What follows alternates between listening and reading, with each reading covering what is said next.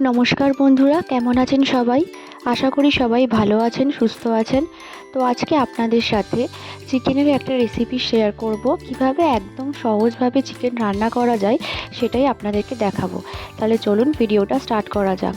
তো প্রথমে আমি কড়াইতে নিয়ে নিয়েছি অল্প পরিমাণে তেল, এই 3 থেকে 4 চামচ মতন হবে। তেলটা একটু গরম হলে ওর মধ্যে সামান্য একটু নুন আর সামান্য একটু হলুদ দিয়ে একটু নাড়াচাড়া করে নিচ্ছি। এবারে এর মধ্যে কেটে রাখা আলুগুলো আমি দিয়ে দেবো, মানে আলুগুলো একটু ভেজে নেব, কারণ চিকেনটা আমি আলু দিয়ে করছি। আলু ছাড়া চিকেন কিন্তু বাঙালিদের ঠিক জমে না, তাই আলু দিয়ে কিন্তু আজকে মাংসটা রান্না করব। তো তাহলে চলুন, আলুগুলো প্রথমে আমি একটু লাল লাল করে ভেজে নেব।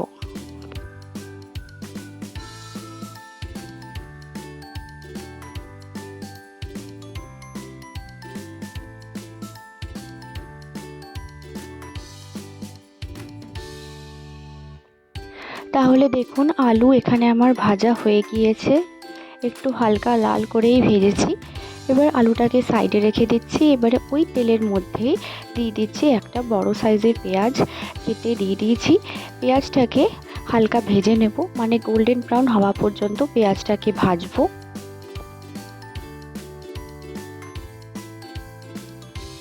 এবারে দিয়ে দিচ্ছি পরিমাণ মতো নুন। এখানে আমি এই চামচের ছোট 2 চামচ নুন দিলাম আর 2 চামচ হলুদ গুঁড়ো।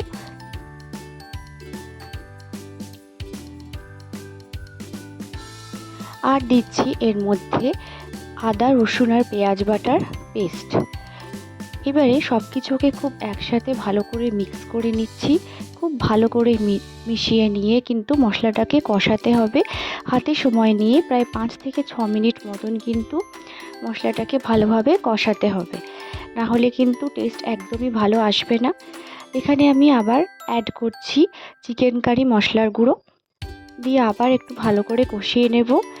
আপনারা এখানে শুকনো লঙ্কার গুঁড়ো দিতে পারেন, কিন্তু আমার বাচ্চা খাবে বলে আমি এখানে ব্যবহার করলাম না। তার জন্য কালারটাও কিন্তু ঠিক আসবে না অতটা, কিন্তু কিছু করার নেই। তো আপনারা দিতে পারেন শুকনো লঙ্কার গুঁড়ো। তো এবারে মশলাটা আমার কষানো হয়ে গিয়েছে। এর মধ্যে আমি মোটামুটি 500 গ্রাম মতন চিকেন ভালো করে ধুয়ে নিয়েছিলাম, ম্যারিনেট করিনি। এইবারে চিকেনটাকে কিন্তু আমি মশলার মধ্যে দিয়ে দিচ্ছি। ভালো করে কিন্তু মশলাটাকে মাখাতে হবে চিকেনের সাথে।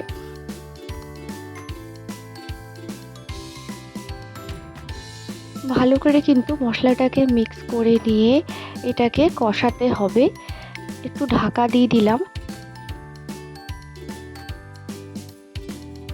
এরপরে যখন মাংস থেকে তেল বেরোতে শুরু করবে তখন এর মধ্যে দিয়ে দেবো অল্প পরিমাণে জল, দিয়ে ভালো করে আবার নাড়িয়ে চাড়িয়ে মিক্স করে নিচ্ছি।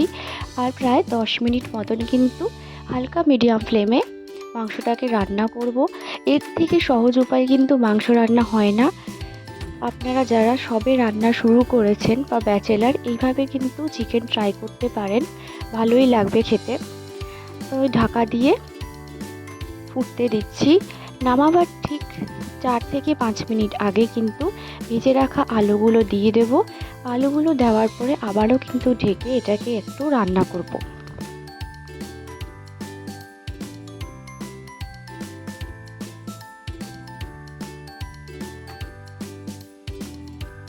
তাহলে দেখুন এখানে কত সহজভাবে কিন্তু আমাদের চিকেন রান্না হয়ে গিয়েছে।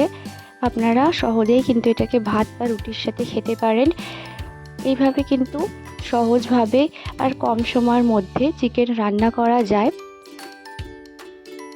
চিকেনের এই সিম্পল রেসিপিটা যদি আপনাদের ভালো লেগে থাকে তাহলে অবশ্যই কিন্তু চ্যানেলটিকে সাবস্ক্রাইব করে পাশে থাকবেন আর ভিডিওটি লাইক করবেন।